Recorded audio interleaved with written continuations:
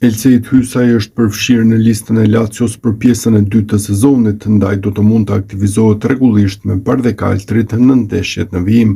Klubi ka dorëzuar në ligën e Serie A listat e reja dhe konfirmimi ka ardhur edhe nga lista e futbollistëve të grumbulluar nga trajneri Maurizio Sarri për ndeshjen e kësaj të diele në Serie A që Lazio luan kundër Juventusit.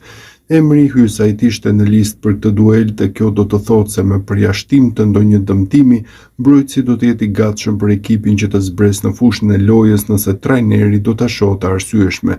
Këto janë 5 muajt e fundit të kontratës së Hysajt me Lazion. Futbollisti do të mbyllë marrëveshjen e tij me Bardekaldrit dhe pastaj në ver do të jetë një lojtar i lirë për të zgjedhur të ardhmen e tij.